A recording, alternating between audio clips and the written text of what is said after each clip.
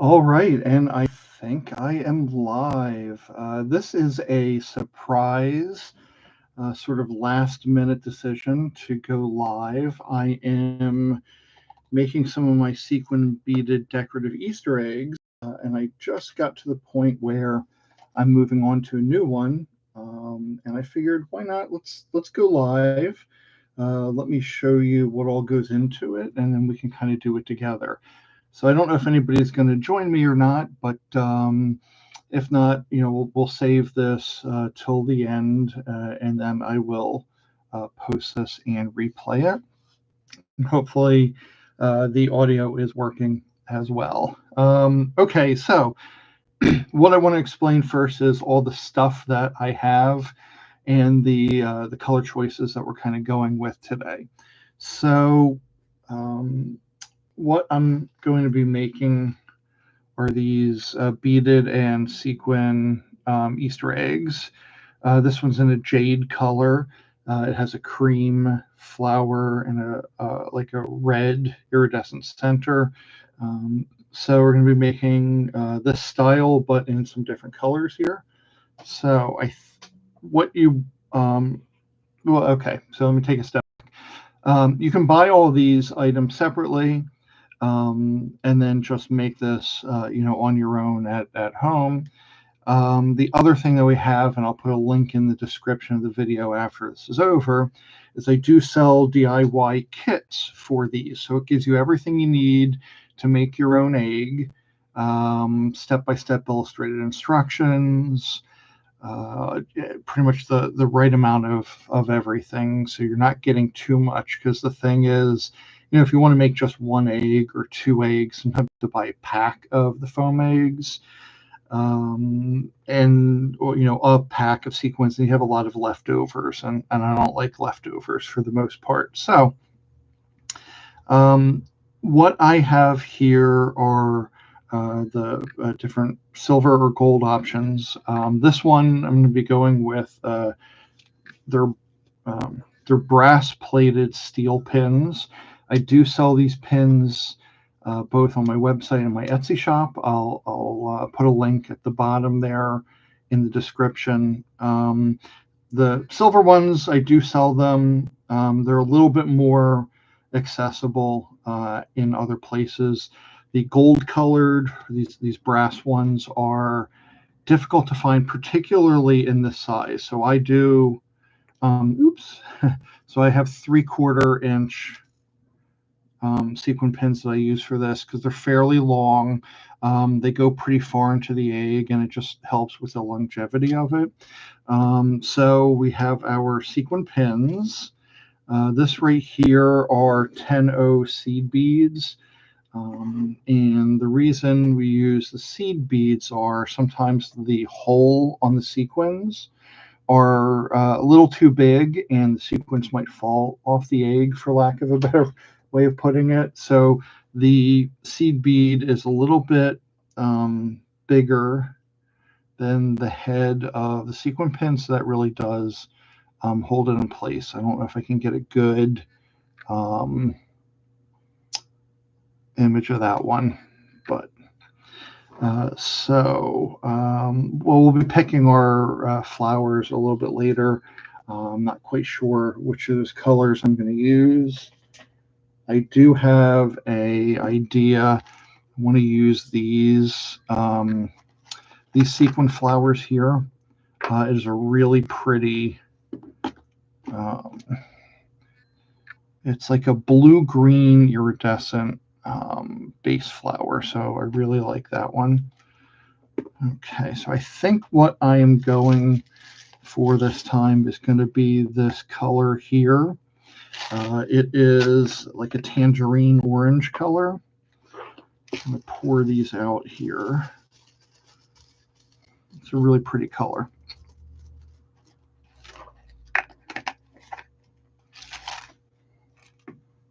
Okay. So I'm using one of the egg holders, sphere holders. I also sell these in my Etsy shop. I don't know if I've added them to my website or not, but these are really handy to, so the egg isn't rolling all over the place. The foam eggs, I don't sell them, but you can get them on Amazon. I'll put a link to some of them. Again, part of the items that you need in order to do this in the description.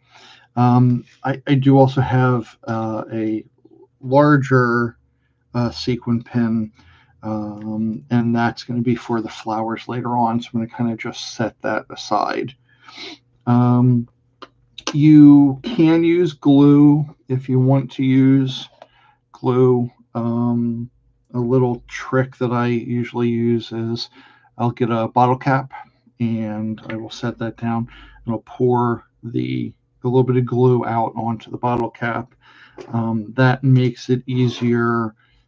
Once you've thread your sequin pin, you can kind of dip into it before putting it on the egg. I don't usually use glue for these when they're just sequins. There are some other ones that I will use glue for with the beaded ones. The only other time I'm going to use glue for the floral ones is with the larger pins and the flowers. Those I'll glue on. I'm going to kind of just sit back, relax, and I'll craft. You're probably crafting as well, so we could craft together. I'll try to keep an eye out for if anybody joins, if anybody has comments. I'll try to go from there or talk occasionally.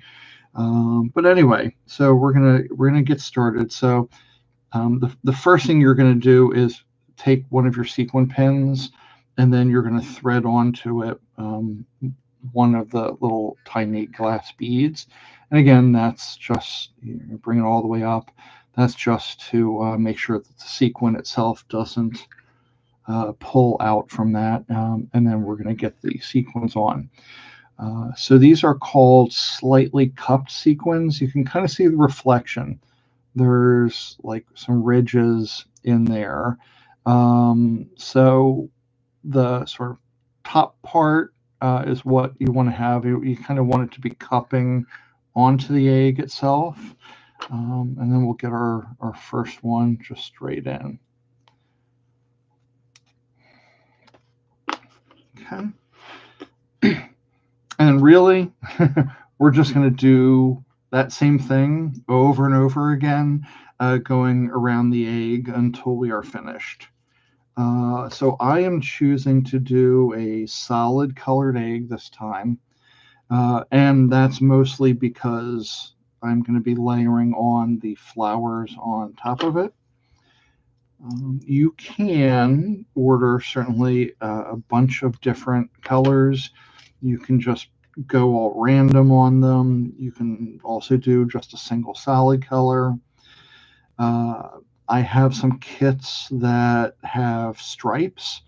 So you'll start off doing a couple rows of one color, then shift over to the second color, and then go back to the first one again until that's finished.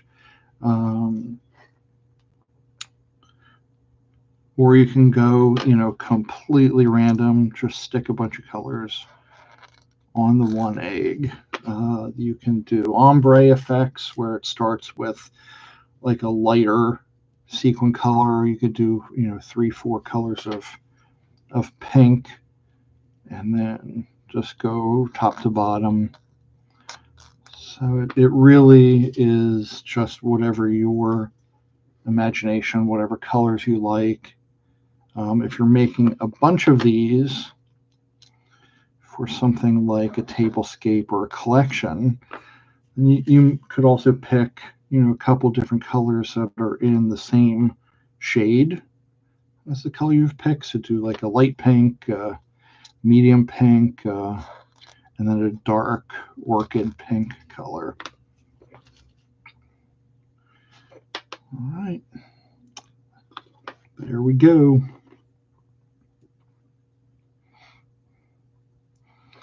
Now, when I'm layering these, you don't have to go all the way up. You can kind of fit in the grooves, and then you're almost doing like a mermaid scale. You're just overlapping each of them just a little bit.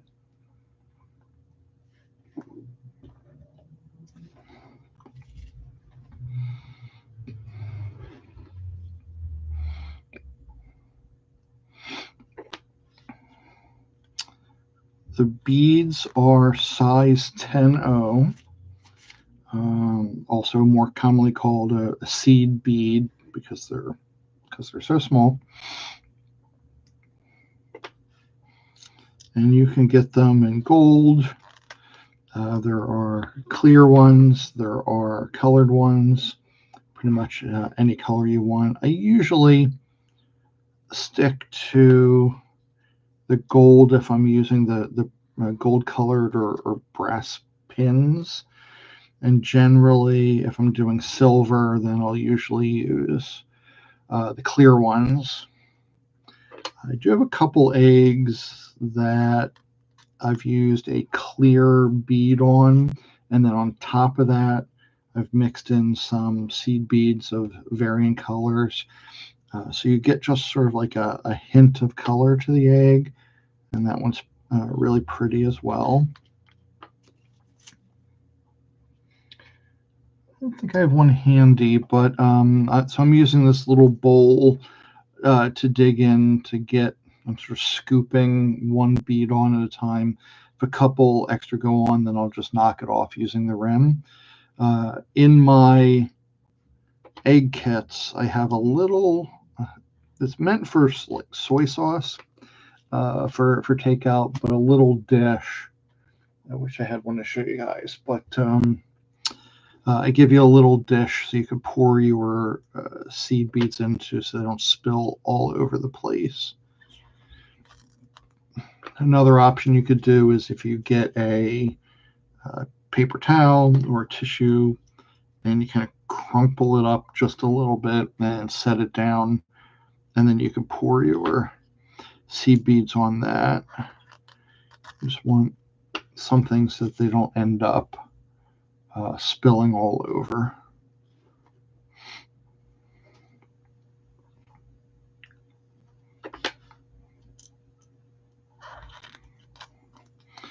When I'm doing this, I usually, well, I don't want to say watching TV, but listening to TV or have a podcast going in the background. But for the live, I don't want to do that because copyright infringement. So I'll be just a little quiet here. And as you can see, this isn't something that's very difficult. It's very easy to do. It's just going to take some time. So there we have our first couple rows right there of this really sparkly, metallic, iridescent tangerine orange color. So we're just gonna, like I said, just gonna keep on going here.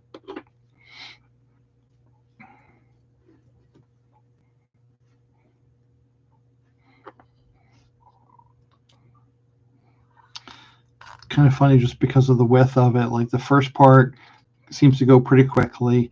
Then they feel like they take forever. And as you get to the bottom, as it gets smaller again, it goes much faster.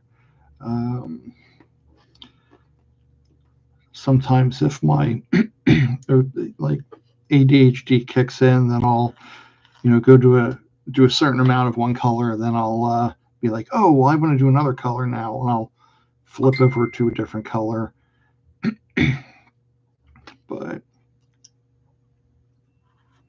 so I'll end up having 3 or 4 eggs started at any given time, and eventually I'll cycle through and come back and finish them.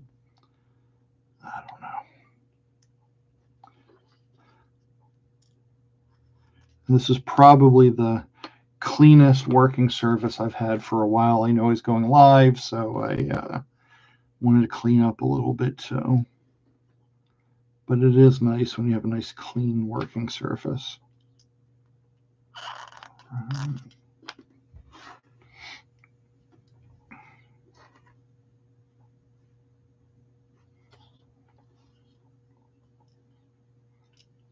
Just keep circling around and circling around.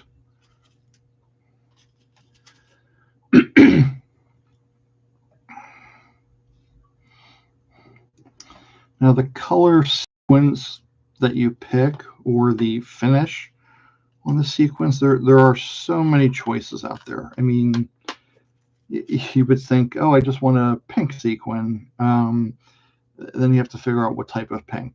The ones that we're using here are an opaque iridescent. So opaque just means you can't really see through them. There are some sequins out there that are a little more translucent. So it's colored, but you can kind of see through them a little bit. There are metallics that are just the color. That's it. There is iridescent ones. So that way, when the light hits it, you might get some other colors reflected as it, as either you're twisting it or just depending on how the light hits it at that moment, it might throw off. You know, I've had some like blue sequins, and it throws off some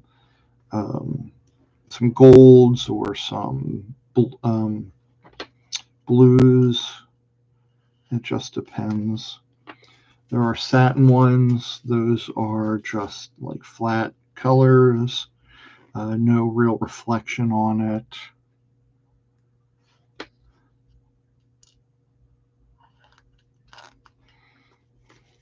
So for the Easter eggs that I put up in my shop,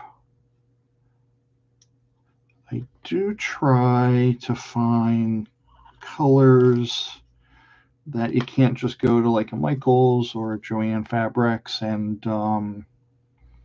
you know, pick up the standard colors, like this tangerine one.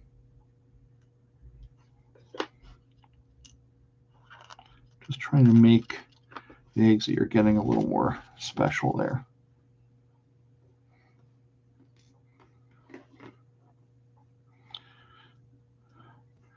Did one other of these, I think last year, lives, and I get stopped at just doing the egg itself. So we're gonna go a little further with this one and add the flowers on at the end. Well, if I get impatient, I don't know, I might do a row of flowers more like halfway done. We'll see.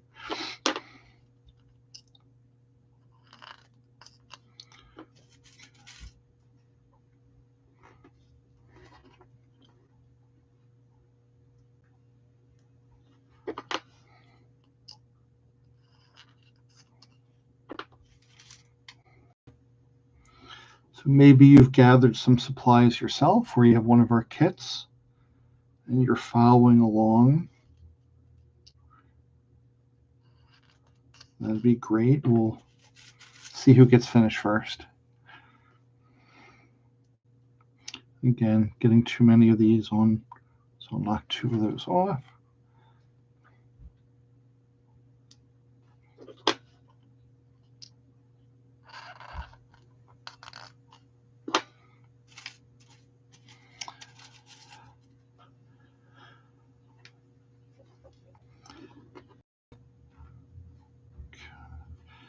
Now, let's say your thumb is starting to hurt from pushing it in. The foam eggs that I have in my kits, and most of the ones you can get from Amazon, you can kind of see that there's almost like balls, basically. They start off as these tiny little balls of foam, and they kind of expand to make the shape. It's a very soft foam, so it's pretty easy to get your sequin pin through this. I guess my thumb has very little feeling left to it. Another good use for these caps are you can just put it in a little bit and then use the cap to actually push it in all the way. That might save your thumb if it starts getting sore. The more the more you do it. I do have the foam that I use for my larger beaded or the check glass beaded eggs, even I on those will use the bottle cap to push the sequin pin in, because it's a different foam on those. It's a much firmer. It's called smooth foam. Sometimes you can get that in local craft stores. Most of the time, you have to order it either from the manufacturer. It's I think you might be able. I don't. I think it's difficult to find this one brand smooth foam, um, on Amazon, but they definitely have foam balls at the local craft store made by Smooth Foam.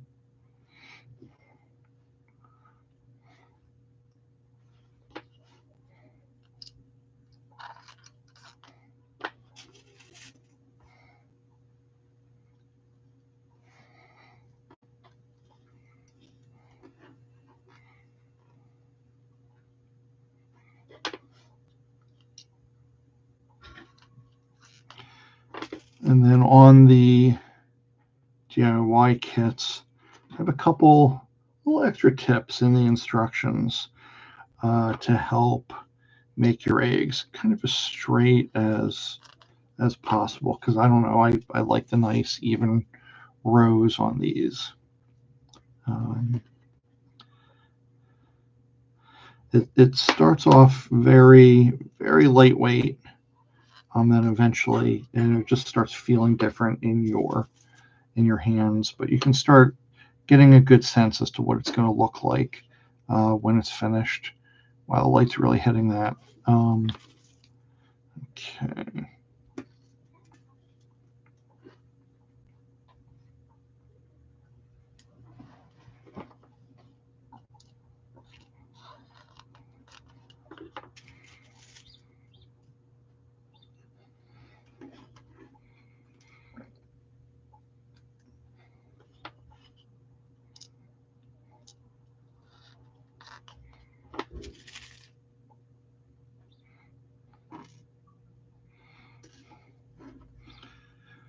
You'll also notice it's a lot of picking things up and putting them down again, picking things up and putting them down again, which definitely takes some extra time. So we're somewhere around the 20-minute mark, not quite a third of the way through. And like I said, nothing's very difficult here, just something that takes some time. So any skill level can really do this. And you really can't go wrong with doing the sequin eggs here.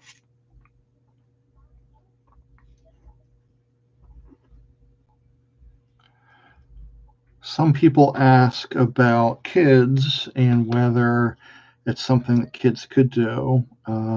So it depends, obviously, on your kids. It is a lot of small parts. I mean, the bead itself is super tiny. See there, and there are sharp pins. So if they're too young, you don't want them poking themselves either. Um, so you know your kids and whether or not how well they could actually handle something like this. Um, I usually, because it's going to be about an hour and a half to 2 hours to get an egg finished usually. So if your kid can even have the patience to sit through it, I definitely think of this a little bit more as an adult craft than a kid's craft. For the time and the components, the sharpness, the size, all that. So, um, but they do definitely look really pretty when they are finished.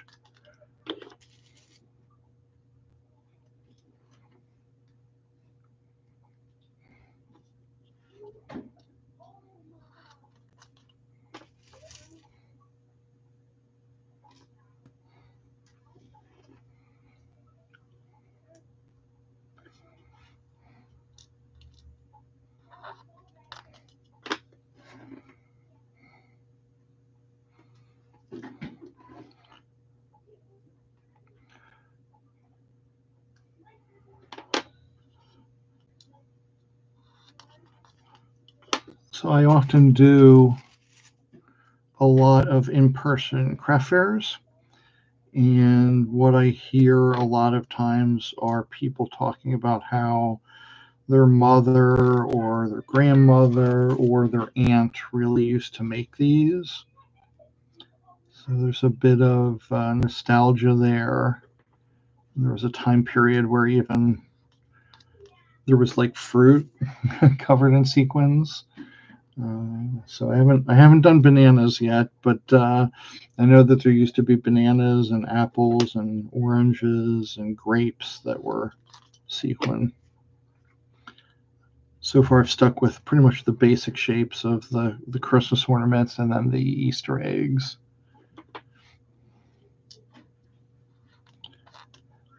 Part of why it's a good memory is a lot of times they would do it, as a family, as a group. It's just a craft night activity. So it was more about the experience there than actually making the egg itself.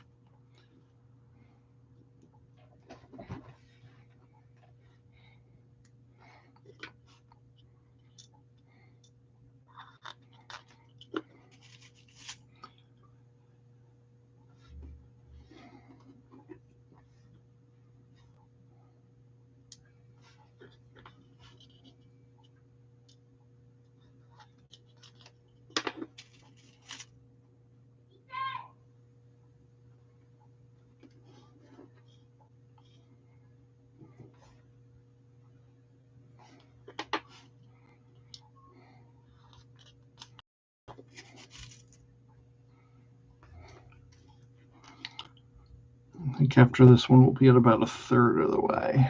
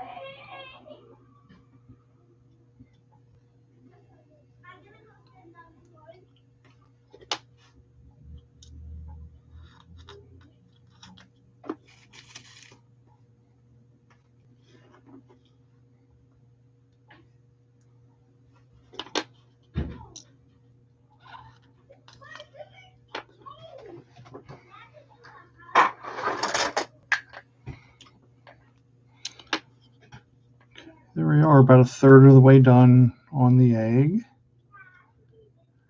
And it's real pretty color. I'm going to do 2 more rows, and then I will get maybe the first row of flowers put on for these, because I think the hard part's going to be picking out the right colors next.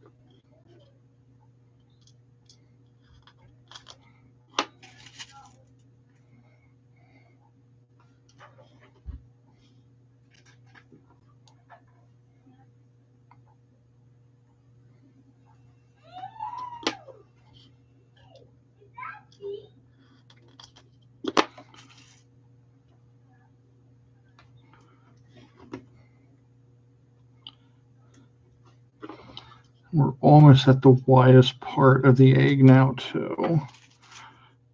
So where it feels like it takes a little extra time to get a single row going.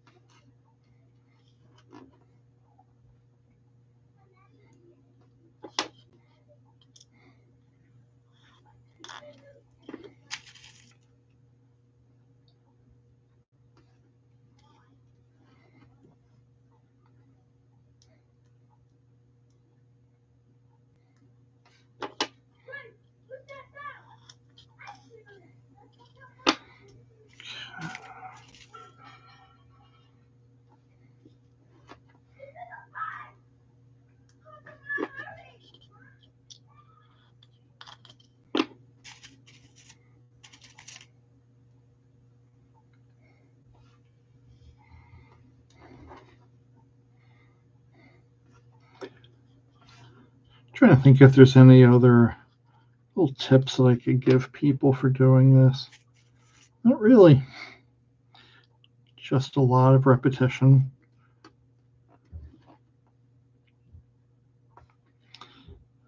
Now,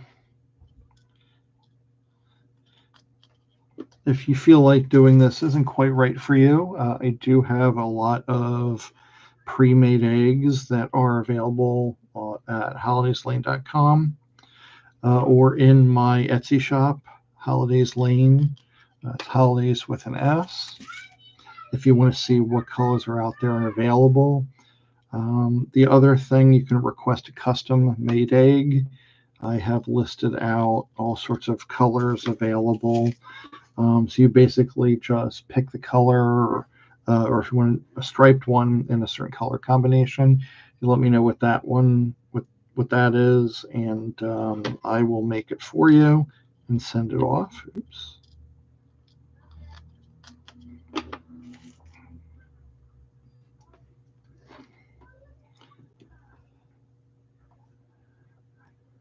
Or you can try it yourself.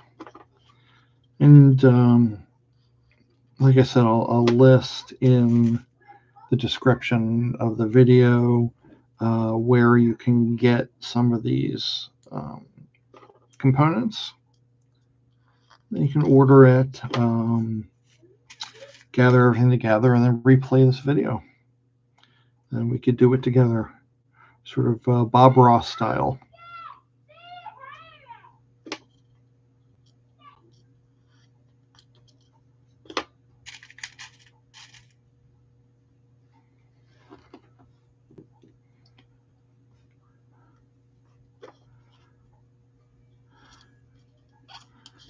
Okay, another row down, moving on to the next one.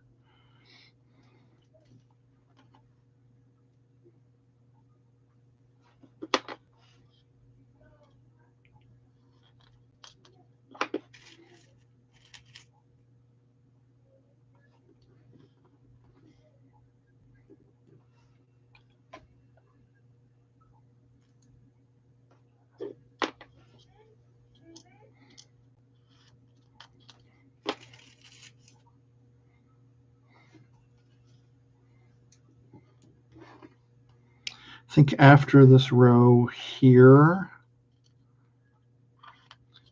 that'll give us enough color where we can pick what color combination the flowers are going to be.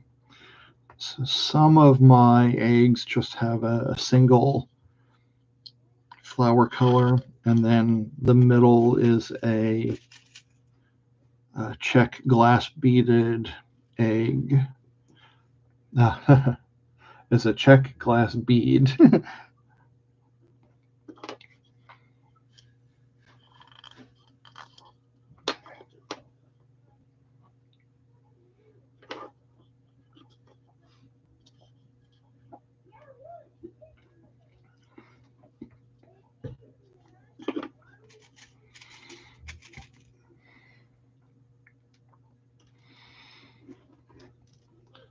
start thinking about what's gonna, ooh, I have 2 beads on there.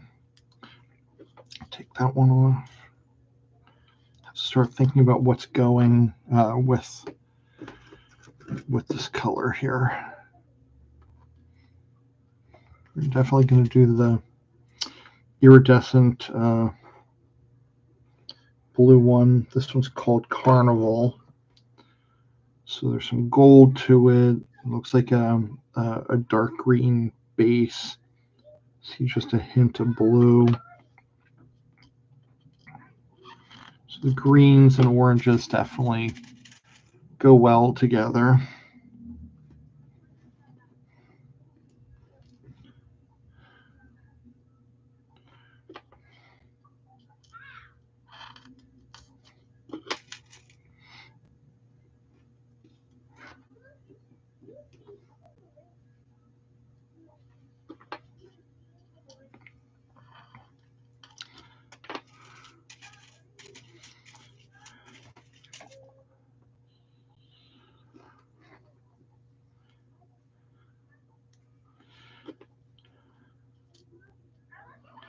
Now, what I like about these eggs, and I don't know if you're going to see it or not,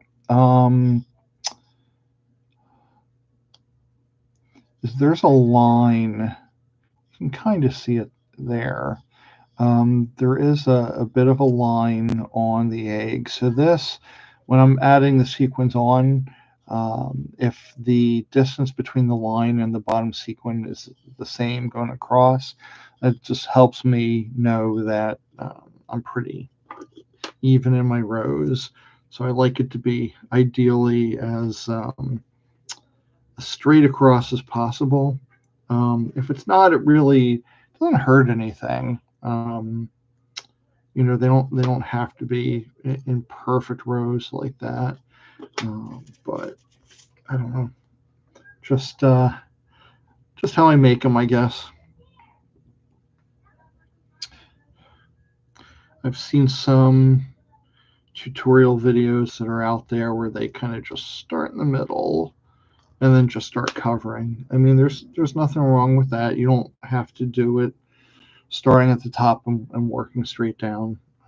Just That's just how I do it, and that's how my instructions are on my kits. Because I just like the straight rows. If what you're doing is a more, you know, multicolored egg, then just starting somewhere randomly could work perfectly well for you.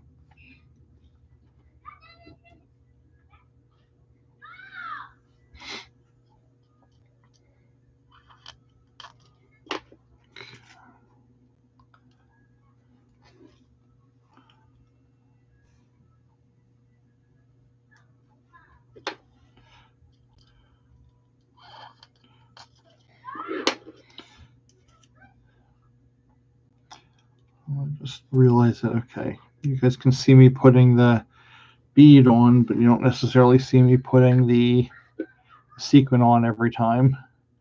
So there that goes through the hole. There we go.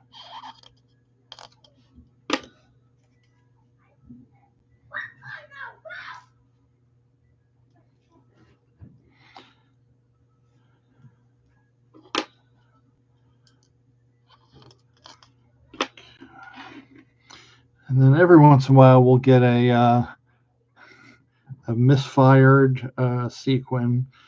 So we just set that off to the side where the hole may not be exactly in the right spot, or they might have double punched a sheet because it got caught somewhere. So we don't want those.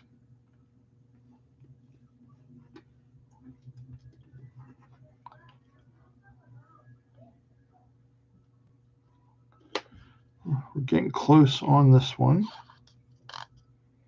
And still pretty even across, so I'm very happy about that.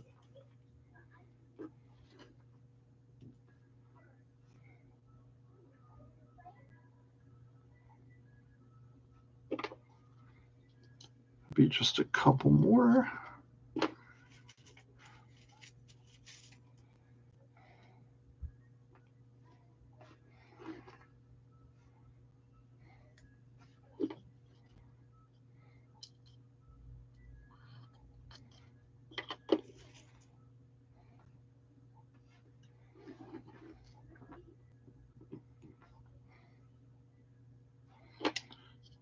2 more, and then we will be at the equator of the egg.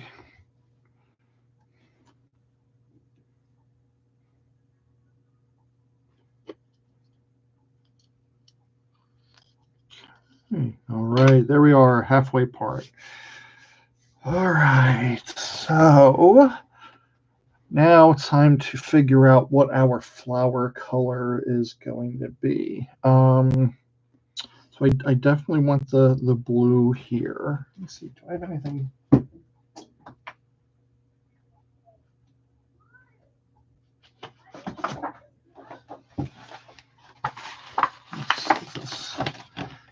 Let's see if some light helps here, just to get the colors to pop out a bit more. I don't know if that's better or worse for you guys. Oops. Okay. So I believe I'm leaning towards my Percocia. I'm not even sure if I'm saying that right, but my check glass beads. I'm leaning towards the gold center. I have 2 colors that I'm leaning towards. It's called Buttercup. So I can lay that in the middle there. I could also choose this red one.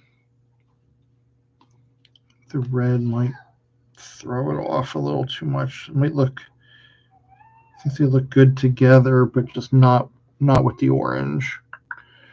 Okay, do I have anything else?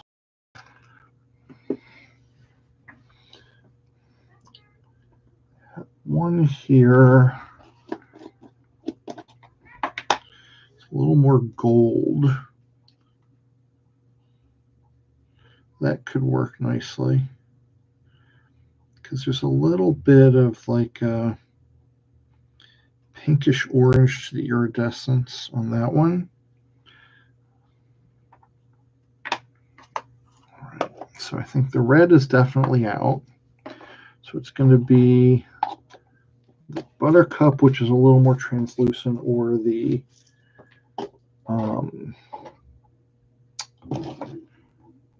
more gold Safari one. Let's see, I have a multi-mix here. Don't want to do the blue because it'll be too much. I don't think I have an orange. Okay. Yeah, I think I'm landing on the Safari that has a little more gold to it. Set that aside. So for the first row, I know I need 4 flowers. So there's those. 1, 2, 3, 4. Okay, that's set. And then I'm going to need 4 of the big pins. So I'm just going to make my 4 flowers first, starting with the glass bead, the inner flower, and the outer. Okay, and that's what it's going to look like. I don't know if it's quite picking up the focus there. First one. Second one.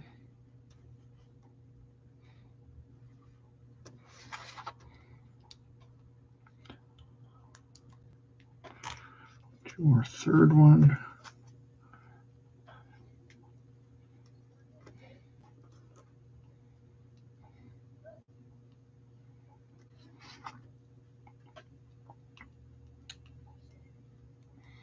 Okay, and then our last one.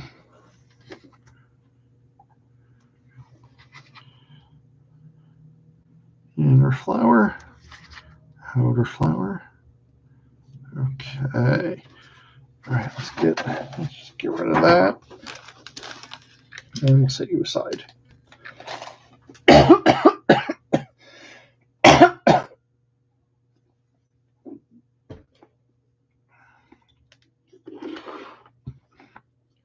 Now this is where my impatience comes in, where I'm not waiting to finish the rest of the egg before I get the flowers on, because I really want to see how it's going to look. So I know there is a certain positioning that I know for my eggs. So I'm going to take one of the sequin pins out, and we'll get the first one in here. I'm going to go in just a little bit on this and kind of let it kind of hang loose like that for just a second. And I'm going to come with my white glue, and then I'll squeeze a little onto the sequin pin. And I could just dip it in, but because I'm usually doing just a couple of these at a time, that's just how I work it. All right, so do my other one on the opposite side of the egg there. And we'll do the same thing and just slide this in just a little bit.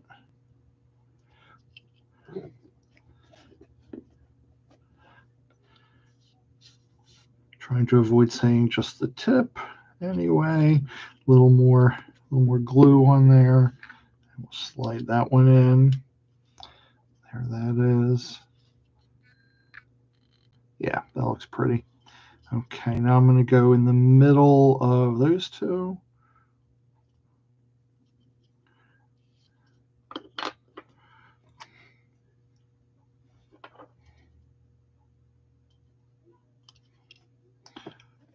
Some more glue.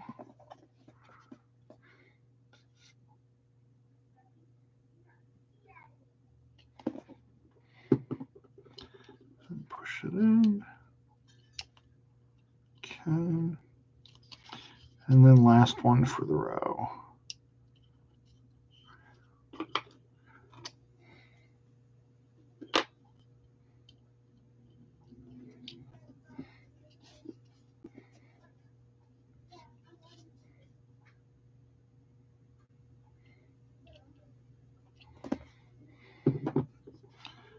Okay, there it is.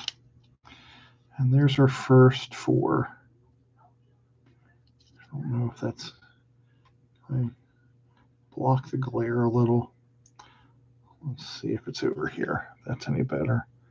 So that's one of the problems with cameras and the iridescence. These are really such a challenge to photograph for the Etsy shop, but super pretty.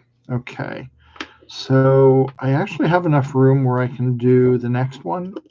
So I'm going to go ahead and prep the next 4 flowers. After these 4, then I'm going to have to wait and go back and do some more rows of the tangerine.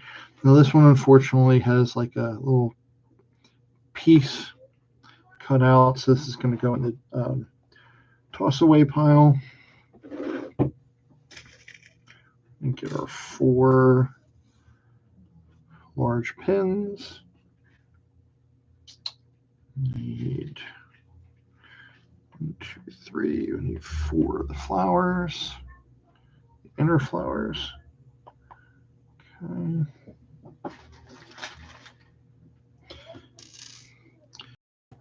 2, 3, 4. Okay, 2 too many. And just thread them on. The metallic gold glass beads are super pretty. I've done some eggs. They're just in that color. I have a mix of colors like the rainbow metallics that have made some pretty eggs as well.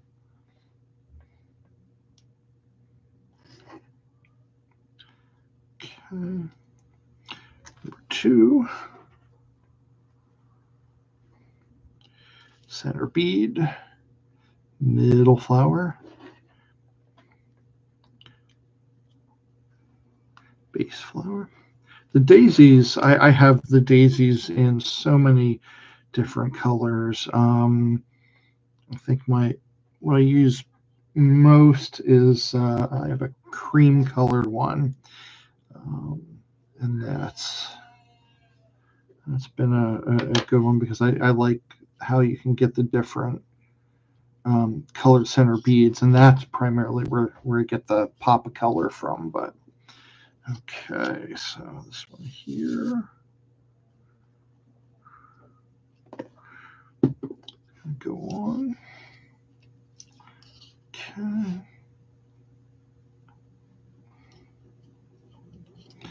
I just kind of, oh, goodness gracious. I kind of know where my next flower is going to be just from doing this so many times. But there is a method to the madness. Get some glue.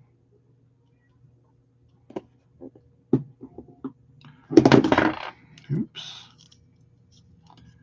Okay. Next one.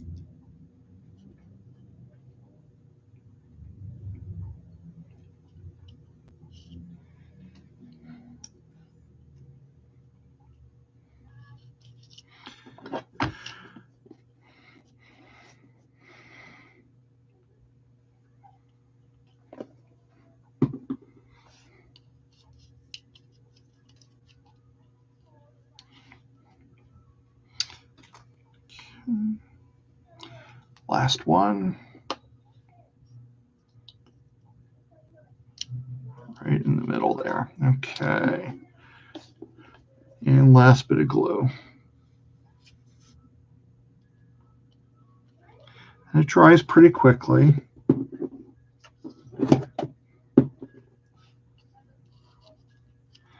Okay. So now we're going to move on, and we are going to keep adding the tangerine, the 8mm slightly cupped tangerines. Like I said, really, you should do the entire egg first in the sequin, and then go back and do the flowers. But we're about 50 minutes into making this, and I wanted to show you kind of what it's going to look like. So let's just keep going on those, on filling in the bottom half of that. So you notice sometimes I pulled out the sequin pin, and it's just about placement. Sometimes it can go in between the sort where 4 sequins meet, but I'm going to recycle the pins here.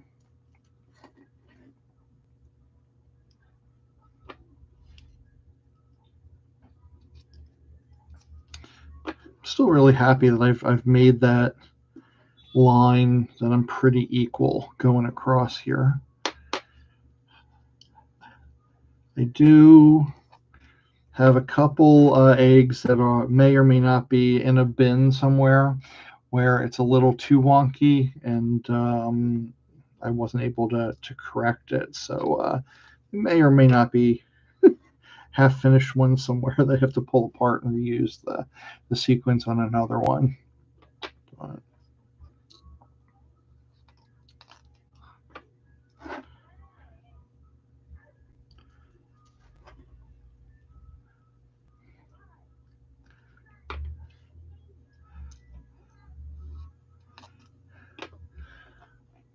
let's see if I could adjust this light a little bit here.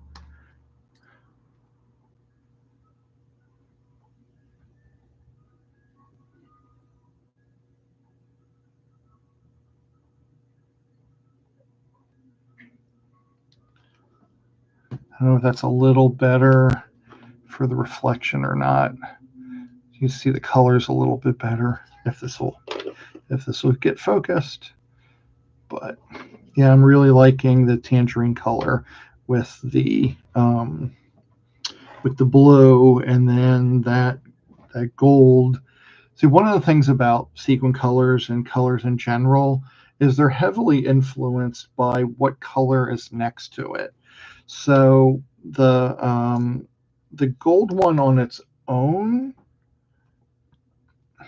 is definitely like a brassy kind of gold color, but when it's put in with the tangerine, it brings out a little more of the orange in it. So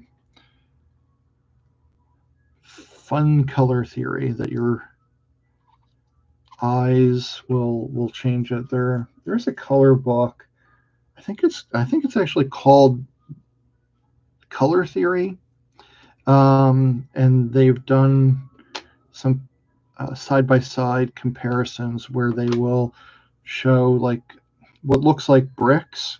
It's a red color, and the top has what would be the mortar of the bricks that is in white, and then the bottom one has black, what would be mortar for the bricks, and the bricks at the top look like a bright fire engine red color, and then the bricks at the bottom look like almost like a dark deep red. And in actuality, it's the exact same color red in both of them, but you're impacted by the black or the white colors beside it. So it's really weird how our eyes work. That's why I usually play around a couple times when I'm doing these eggs to see what color combos are going to work. I don't know if you guys could hear or not, but the ice cream truck just drove by. It's the first time we've heard it this year, so it means spring is coming. And I just want you guys to know that sacrifice has been made. I did not run out because of the live to get any soft serve ice cream, so you're welcome. Not that I need it anyway, but all right. Now, what's going to happen is it's like I said, we're at the widest part of the egg at this point, so it feels like it takes forever to get a row done, but very quickly at the bottom, we're gonna finish the egg up. And then we're gonna do 2 additional rows after, of our flowers. So we'll have 16 flowers on this in total.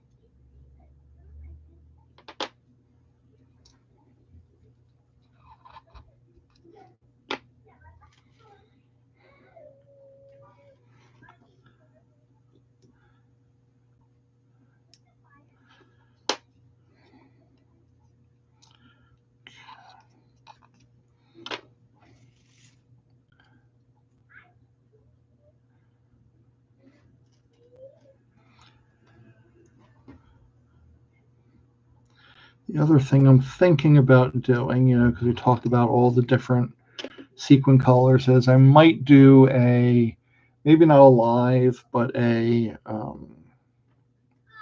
video tour of how I store my sequins and my sequin wall. Sometimes it feels like in the middle of my house I have a Michaels or a Joann Fabrics. So when I go into the room, I kind of go shopping for what I want to pick to make that particular day. I don't always put it back away. So one of the reasons I want to do the video, I think, is simply so it'll force me to clean it up a little bit. So I don't show you guys the real insanity of that storage room.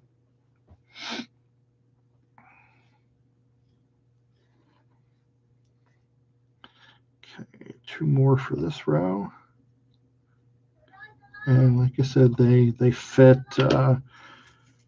right in there, like a fish scales or like a mermaid tail. Okay. You know what? Let's just ADHD is kicking again. Okay, so we're gonna need 1, 2, 3, 4, 1, 3 more, 2, 3, 4. Okay, so 4, 1, 2. So that's what we'll need for the next one.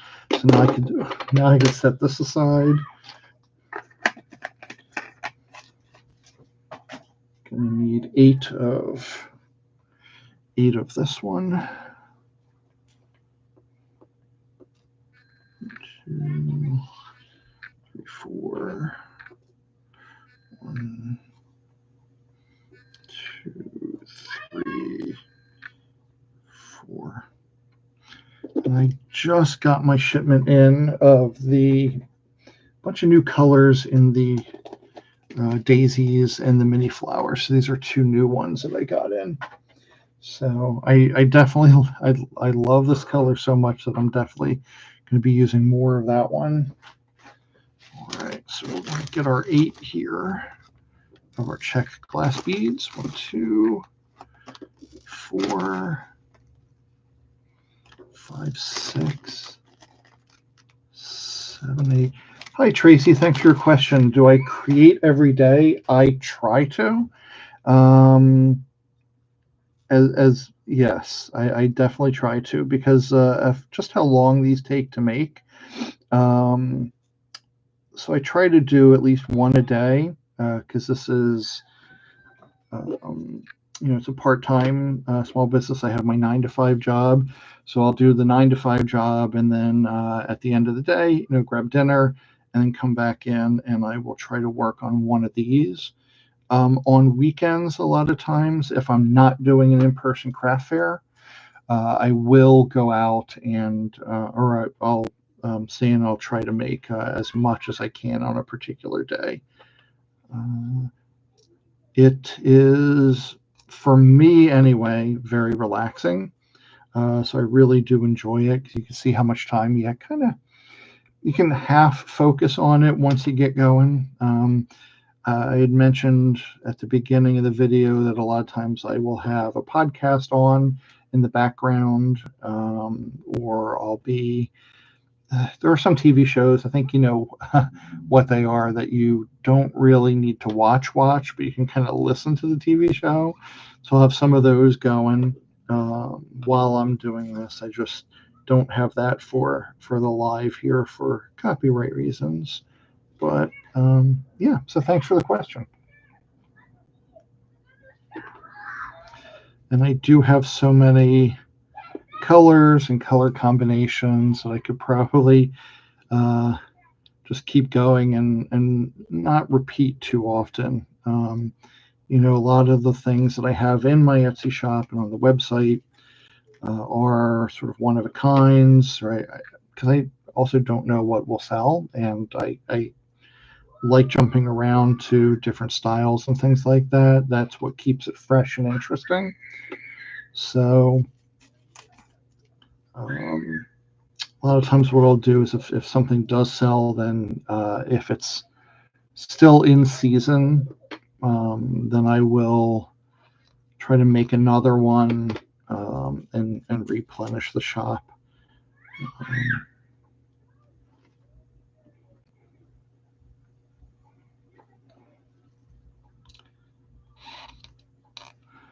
So there we go. We're getting there to be able to finish this one out. A little bit more in the end here. And the other thing is, you can really get into a good rhythm going. I know I broke it up over the adding the flowers, but if you like those kind of repetitive actions, it's very calming and very soothing.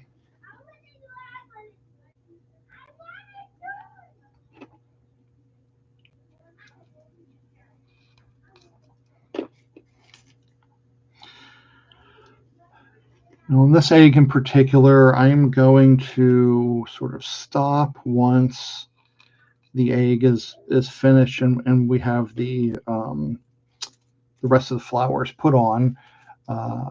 These can very easily be turned into Easter tree ornaments. So, the usage for just the eggs, you can have them in bowls and baskets, in your curio cabinet. You can scatter them around your Easter dining table. One way that you can display these, and I think I have some things on our blog at holidayslane.blog. So the website's holidayslane.com. The design inspiration blog is holidayslane.blog. Is You can use candlestick holders to have these, either on your table or on shelves at different heights, because I think, not that many people use taper candlesticks anymore, but they used to. So most people probably have down in the basement or in a drawer somewhere, a bunch of candlestick holders. So they're great to use for that. But I do have a way of converting this into an Easter tree ornament, since Easter trees are gaining in popularity. We're definitely seeing a lot more year-round tree decorating, which is fantastic. Don't keep all the fun and festiveness for Christmas. Stretch it out through the whole year.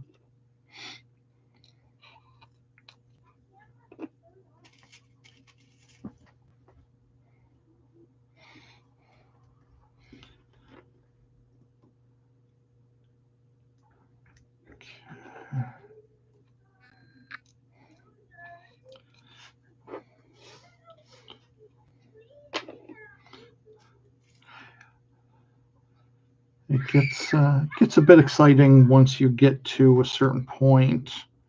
Like, okay, I'm almost finished. We're getting there. We're getting there. And that's sort of where my head is right now. I might even stick in another set of flowers for the next ring. Got just a couple more to close this row off. Go. Oops. Okay, took too many off. Let's try that again. All right. Okay. All right. So I know I have a fair amount for the bottom there, but let's get another flower in here. Okay, so we'll set 4 of these up. 1, 2, 3, 4. And what are these? 1.5 inch. I don't think I mentioned the size. Let's see.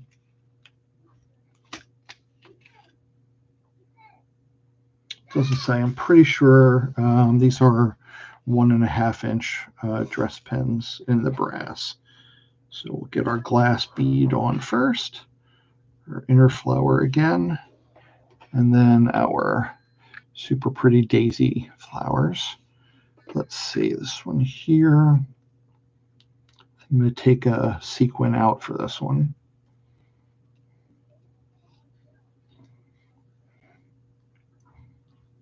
Slide you in there, and we'll get the glue going.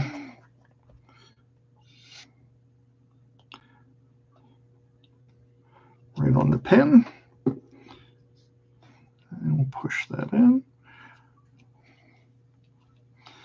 And I mean, honestly, with 1.5 inch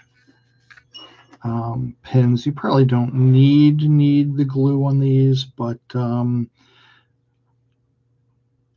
just like the little extra security that it brings. Let's see on this one. No, okay.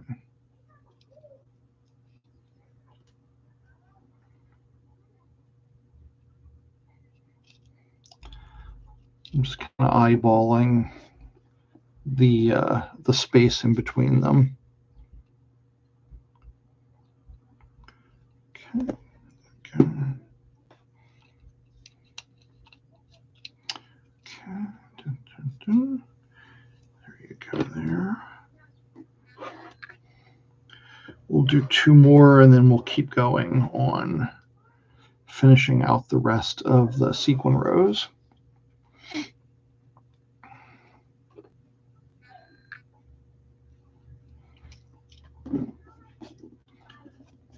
There we go.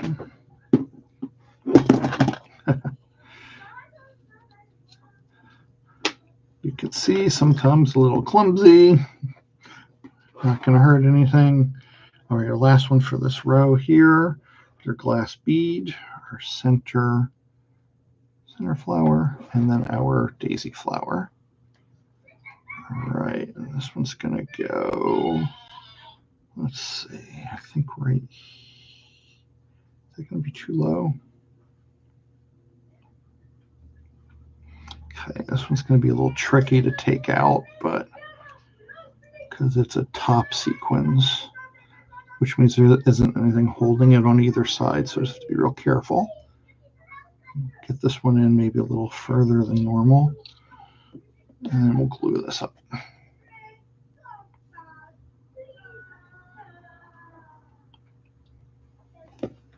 Okay. All right, there's our third row of flowers there on this one. So we're almost there. We're in the finish line. So let's finish out the last couple rows here at the bottom.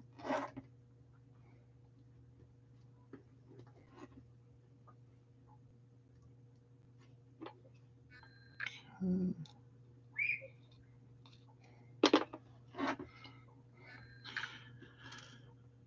And then I'll repeat something I said at the beginning because I know some people are joining here. I'm not using, although I use glue for the flowers, I'm not using glue on the plain sequins, just with how far in these sequin pins hold things into place.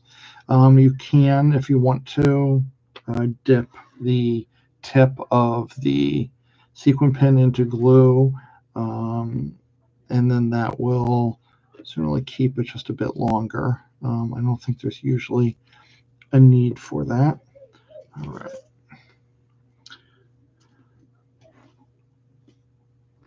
And if you do that, you don't have to use a lot of glue. You're mainly just, because it's not completely going to stick to the metal. When it comes to white glue, you're more or less getting the plastic stuck to the foam.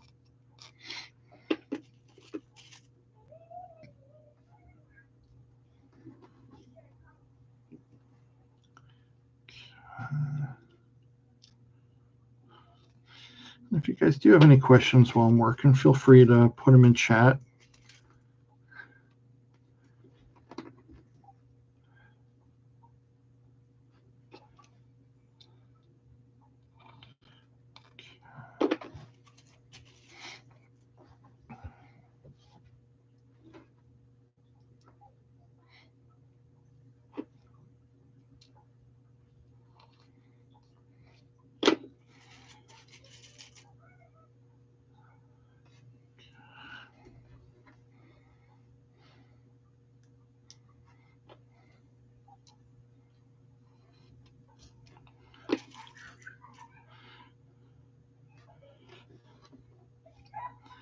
Now, on some of these rows, because it's an 8mm sequins, a lot of the times you can just put it in between the two sequins that were above it.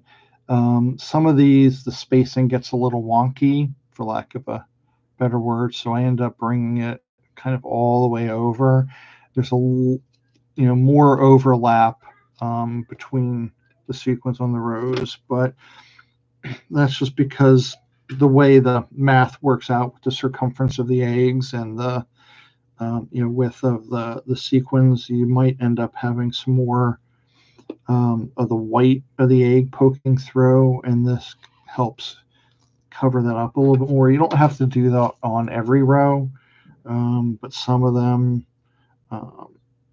you have to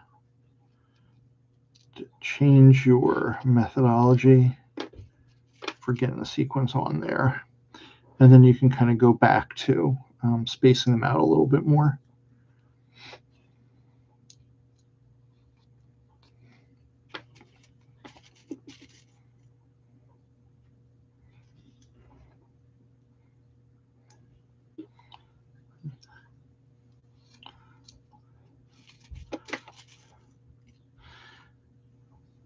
Now, in a perfect world,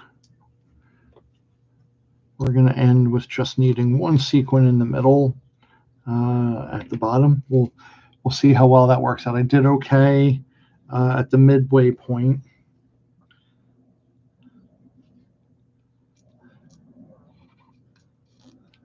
If I need 2 or 3, that's fine. That works out too. But in a perfect world, love to have just that one in the center and one at the top.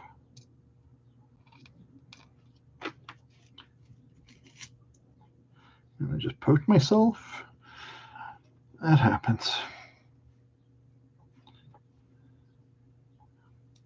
I just grab them right out of the box. You can certainly pour some out and then just pick one pin at a time too. 6 one, half dozen the other, so to speak. Whichever way you like working.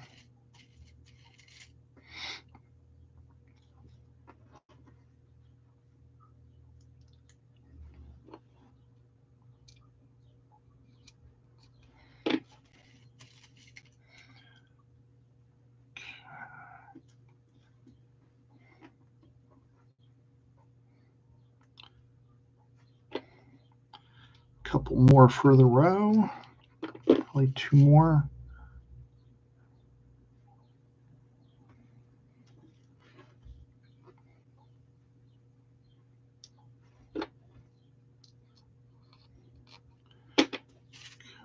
One more.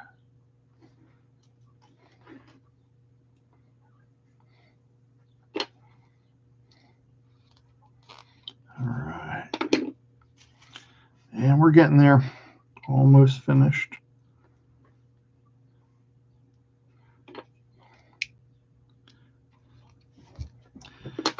And again, because it's a smaller circumference, each of these is just going to go faster and faster until it's finished.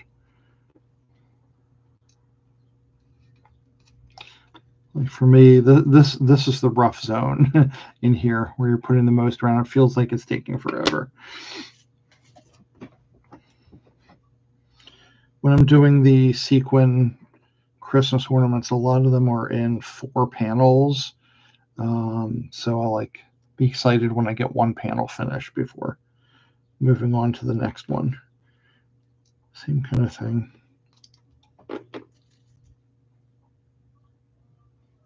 All right, so the hole punch on this one's a little off center. That's going to bug me, so I'm slide you over and not use you on this one. And you could. There's probably nothing wrong with it. The sequin pin will just be in a different place compared to the others. Most people probably wouldn't notice that and would be fine with it. I don't know. It'd bug me, so that's why I set those off to the side.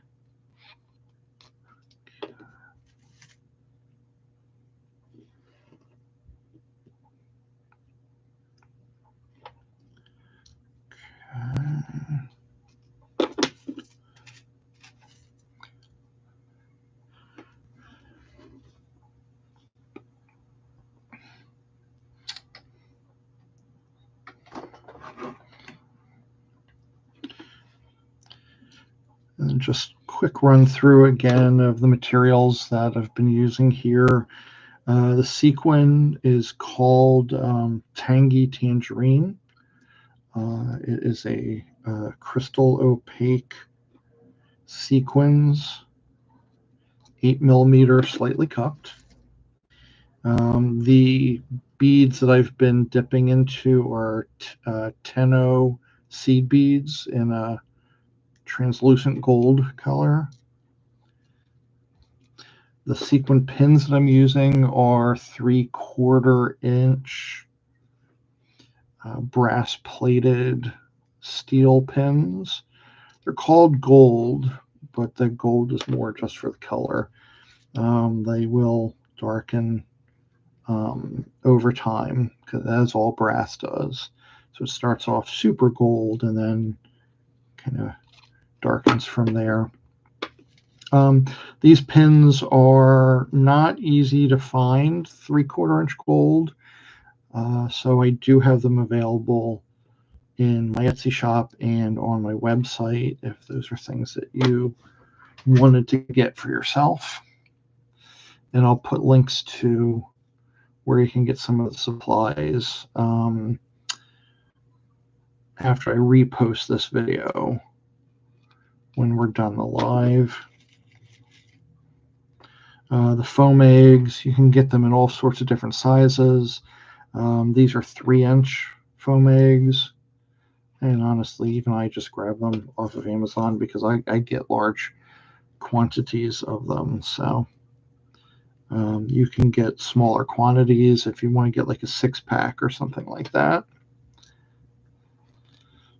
Sequins I get from my wholesaler, and I try and pick unique colors for the ones that I make or the ones that I have the DIY kits for.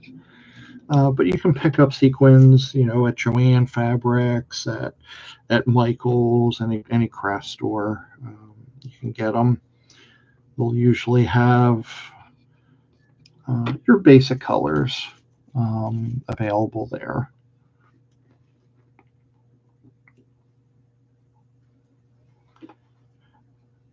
The check glass beads that I use for the centers, I get imported from the Czech Republic. So I buy those wholesale. You can buy small vials of those beads at also Michael's or Joann Fabrics, or sometimes Amazon. I get like 500-gram bags at a time, so I get a good amount of them. But if you only need a few of them. All right, so it's like a balding man. That's all that's left. And then I'll finish these up here, and then we'll go back and do the last 4 of our sequin flowers. And then we will be finished with this one. So we're getting there.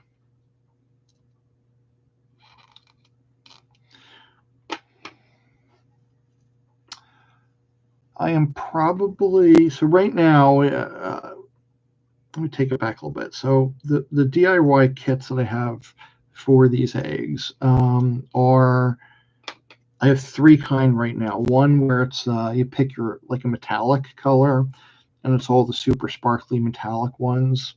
Then the like a satin one, and then the third kit right now is the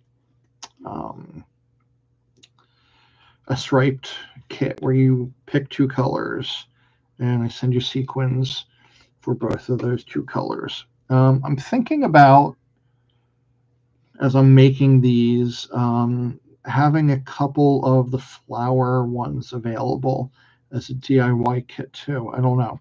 So if that's something that might spark your interest, let me know in the comments of the video, and then I'll think about writing out some step-by-step instructions and then illustrating these. And the actual DIY were ideas from some of the craft fairs where people saw my DIY kits for the Christmas ornaments, and they're like, "Oh, do you have kits for the eggs?" For a while, I didn't, and then now I do. All right, a couple more rows are left here.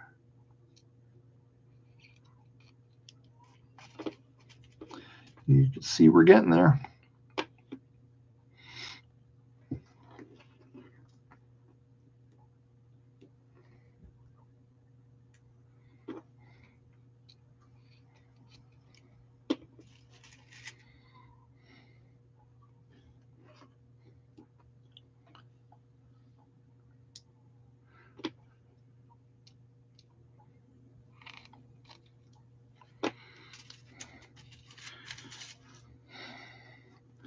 The one time that I will use glue on just the sequins themselves, when I get to the very bottom, and I don't know why I do it there. I just do. I'll put a little dollop in before the last one. And I'll usually use a little bit. I'll use the 1.5-inch pin versus the 3/4 that I normally use throughout it. I don't know. Think of it as like capping off the egg. I guess partially. I don't know if this makes sense or not.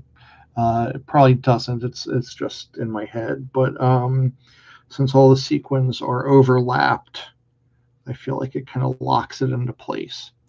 And again, could be completely making that up, but that's how it works in my head.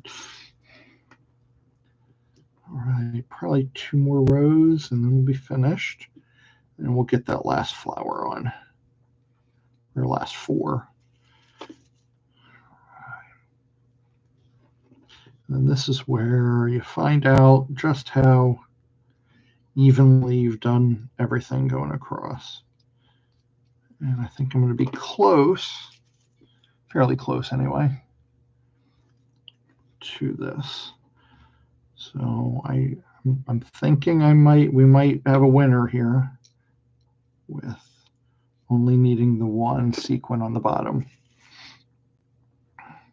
I'm definitely excited to get those last 4 flowers on for this one.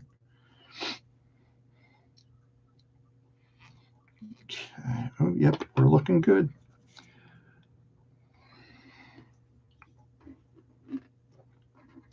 And the more I'm looking at this color combination, the happier I am with it.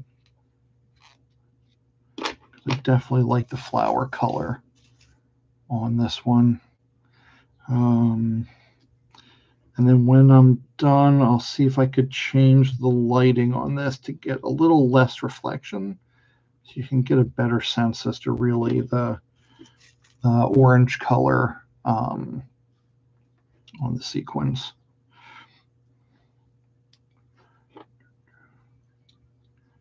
All right. Yep. Oh, we're looking good. Yay. Okay, I'm excited.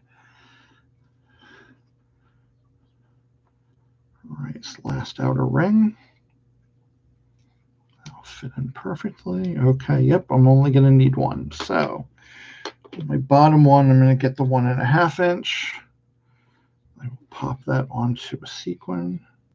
Again, don't know why I only do the glue on the bottom one, but here it is.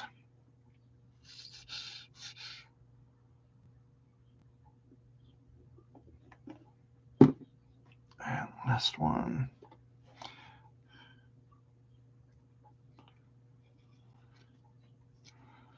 Okay, there she is. There's the last one.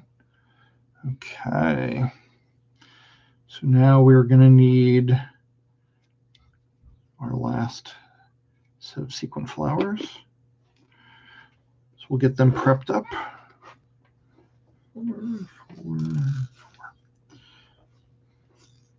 4 more pins.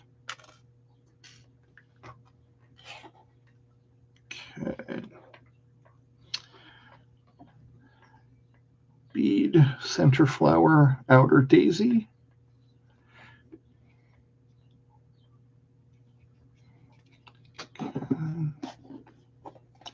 Glue that one in.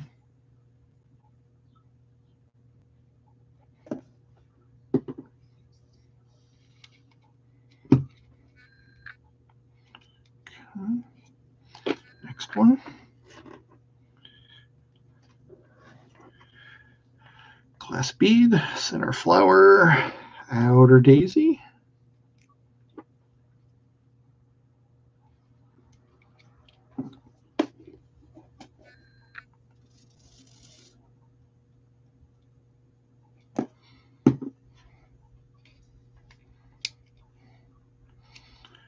Okay, one more. Glass bead, inner flower, outer daisy.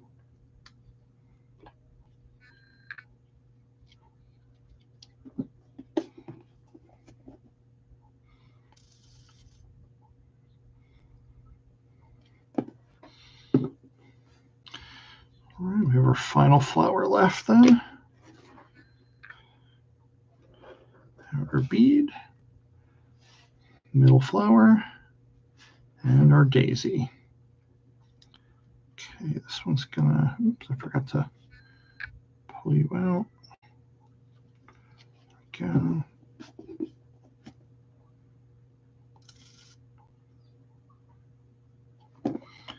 All right.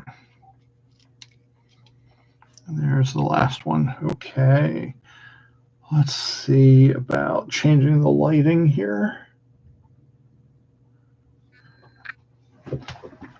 Okay, and there it is. So we have our sequin flower, decorative Easter egg. So we got our check glass beads, a double flower, and then our, as you can see, very sparkly sequin decorative egg. And roughly about an hour and a half for me to get that done. So anyway, thank you for watching me make the flowered egg today. Hope you enjoyed it. Like I said, I will list all of the supplies that you might want to get if you want to do this, and hopefully you will play it back and make one along with me. Have a wonderful day. And at Holidays Lane, we like to say every day is a holiday. Have a good one.